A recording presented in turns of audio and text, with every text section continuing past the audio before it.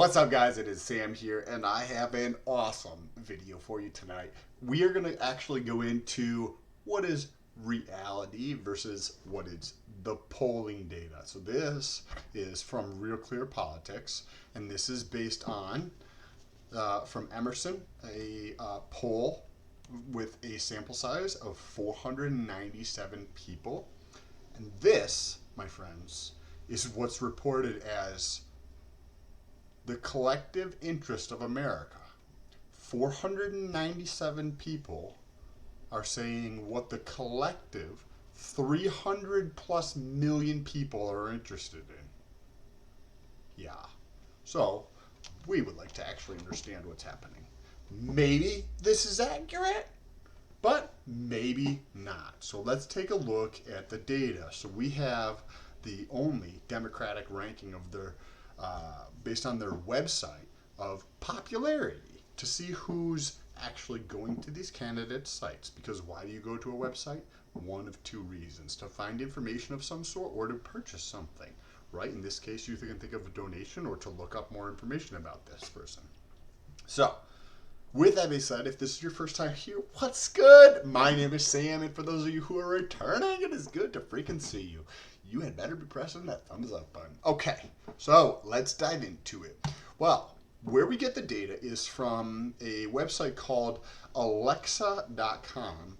Alexa.com is a website that tracks engagement metrics for other websites around the world and ranks them in some factors, both in terms of their engagement as well as just an overall ranking. So what we did is we took a look at some of the engagement factors. We have the total number of page views per visit, because if you have 14 page views per visit and I have 1.8 page views per visit, your site or your message is better than mine. And the time spent per visitor. So if you have 6 minutes and I've got 2 minutes and 1 second, like, you're winning there. And then the most important factor is the ranking in the United States. Where does this site rank in the US? So I took all of these three factors and I stack ranked the candidates 1 through 9 in each one of those categories: page views, the amount of time on the site, and their US popularity, to see who was actually number one. And you can think of their popularity as all the associated benefits associated with having a popular website. Think of Google or anything. The more popular of a website, the more financial results you could get if that was your objective, or things you could impact if that was your objective, or people you could contact or get in touch with because of that amount of attention you're able to get. So I took all those together and put them into a spreadsheet to come up with an overall score, and the top 5 candidates are Andrew Yang, Bernie Sanders, interesting here, Michael Bloomberg comes in at number 3. Elizabeth Warren is number 4. Pete Buttigieg is number 5. So let's look at the data, because this is super interesting. That was actually a big surprise to me that Michael Bloomberg came in at number 3. We don't see Joe Biden here. Interesting.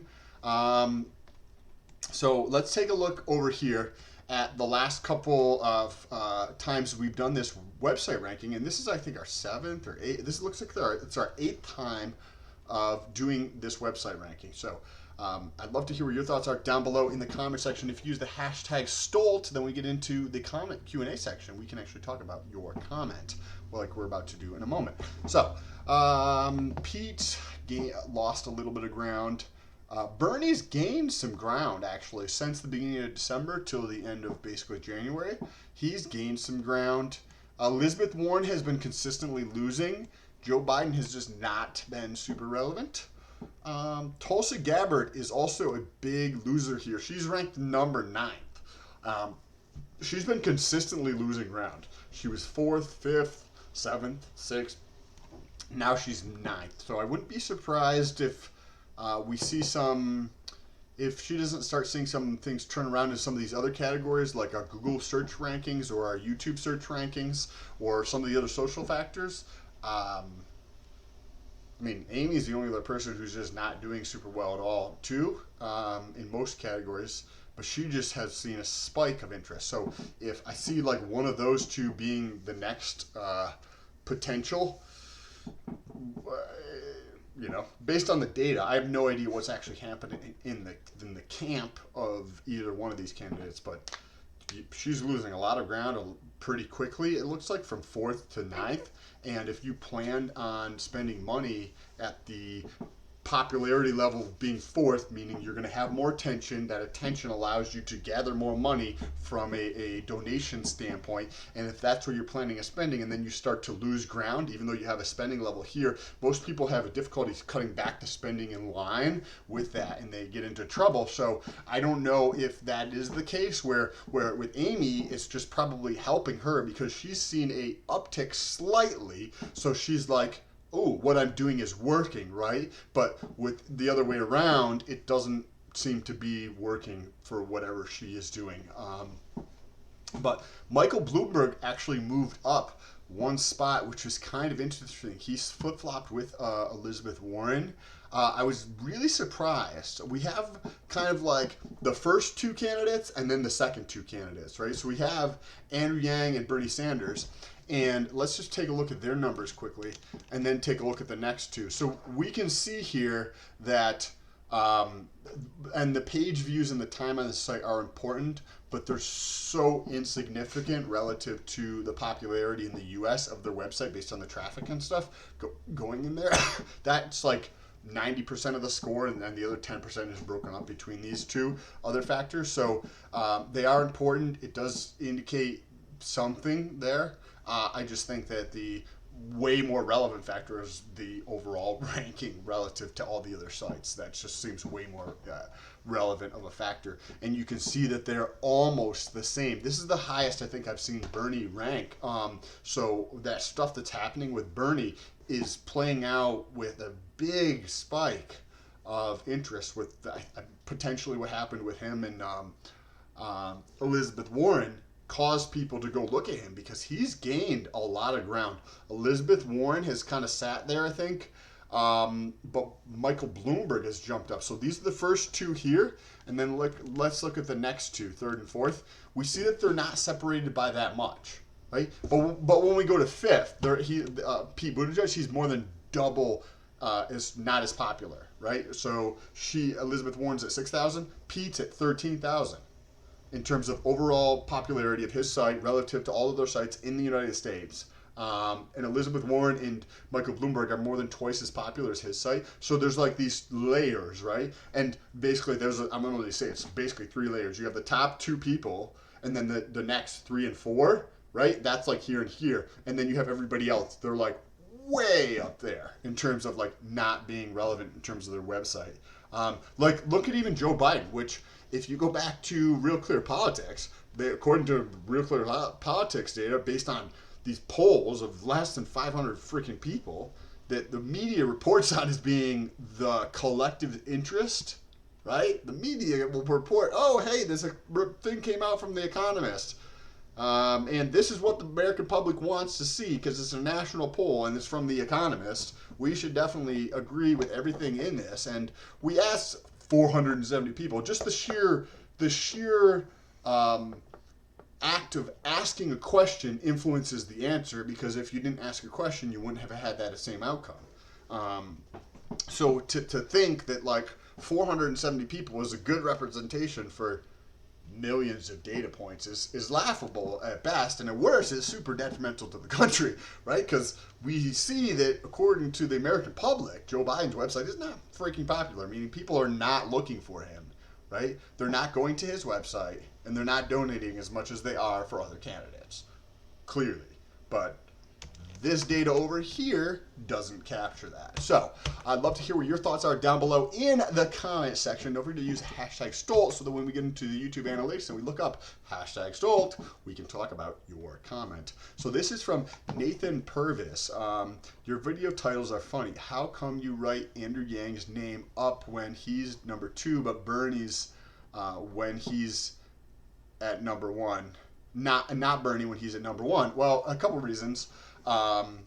Because Well, doing these rankings, I get to see some of the data, right? So, two parts of that are on the YouTube search rankings and the YouTube channel rankings. And both of those things, as well as seeing this holistic picture, because we do the power rankings based on combining factors like with this website ranking, with the YouTube rankings, the Google rankings, the social media rankings, and we come up with a most comprehensive ranking of the Democratic candidates. I get to see a little bit more data than comes forth in just one individual video, in the sense that like I understand who is going to be, who has like a higher propensity to be clicked on in terms of my end, right?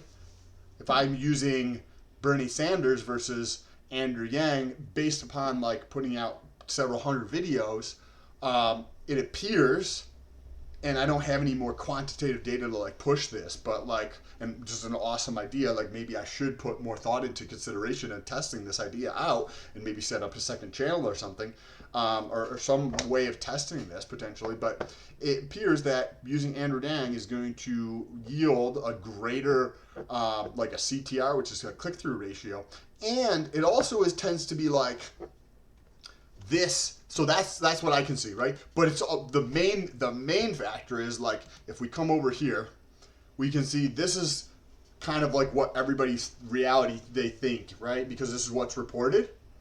But what's different than this? Well, it's that one thing that's sticking straight out. So to me, that one thing that's sticking out in a lot of these, based on what the media says is reality, is Andrew Yang, right? So if the media is saying this is reality, and you realize that this is actually reality, like that's the thing that you want to put in the title, because that's going to be the most impactful, right? And I can see that through the data. And that should have actually been in reverse. That should have been the first part and then the second part, because that was actually what sparked me doing any of these videos to start with, is understanding that like, how does this dude show up on my radar when I don't actually pay attention to politics, somebody way off the beaten path and like how I live my life. And then for this guy Andrew Yang to show up for me was interesting enough for me to start digging into understanding all of this, and like, wait a second, he came up on my radar who's way off the beaten path of reality of how I live my life. You can see I don't have any furniture. Like, this is how I live my life. And I don't pay attention or read any of the politics. So if he shows up on my radar, like, I wonder what's going on. So I look him up, and then he's not relevant according to what the media says. And that was like, triggered a bell for me. I was like, wait, this sounds exactly what happens with Tesla and the financial media. The financial media is like, Tesla's about to die, their margins are crap, it's all accounting fraud, it's this, it's that, it's the other thing. But when you look at Tesla and you look at the data, it's like, oh wow, this tells a completely different story. So that's what triggered my interest. And so the things that stand out to me are the things that like reality, like a lot of people think are accurate, but then when you look at the data, you're like, wow, this is actually not accurate. So that's the very long answer to why I'm putting Andrew Yang in the title versus some other things in the title. The next comment here is from Andre the Bookman. What's good, Andre the Bookman? Nathan Purvis, everyone knows Bernie is in first place. I agree. The surprise is clickbait is Yang. Yes, as we just talked about. I completely agree. With that, the thing with Bernie Sanders is he does very well on a lot of these things. Overall, he's doing very well. I think he was #1 in our power rankings, but I think a lot of people realize that he is doing well. So, like, what's that surprise piece, as we were kind of talking about? The next is from Warren Sanders. Bernie's been around for 45 years. Yang is #1. Stop being so butthurt. We're not going to talk about that comment, but thank you for the comment. I mean, yeah, Bernie's been around for a long time, but I think that Warren Sanders is actually talking about what's reality, right? Like, he's been around for 40 fucking years. Yang's #1. Yang #1 is like what's going to stand out, because we've had this consistent path, right, for Bernie of like him being there and talking and all this stuff, right? But now we have this new perspective of thinking about things in terms of represented through Andrew Yang. So I think that's probably what you're talking about right here. And Like, I'm not sure he was complaining necessarily, and I don't think Nathan was. I think he was just pointing it out, which is a good observation to be paying attention, Nathan. I think that's an awesome observation to even think about that, right? And let's touch on this last one here. This is the Bookman. So Nathan agrees with the Bookman. Yes. Okay. Perfect. Let's look at one more. Actually, let's wrap it up right here. If you guys have any questions, let me know down below in the comment section. I appreciate you guys. Thank you so much for your attention. And if you guys want to say support in any way, there's links in the description. You can jump over to Instagram or TikTok. On TikTok, I'm about to cross over 5 million views over the last 28 days. Astonishing numbers. I'm not sure how that's going to play out, but if you want to follow along over there, I do put out a lot of content on that platform as well. Or jump over to Twitter. It is a little bit easier to have a conversation. Appreciate you guys, and I'll talk to you soon.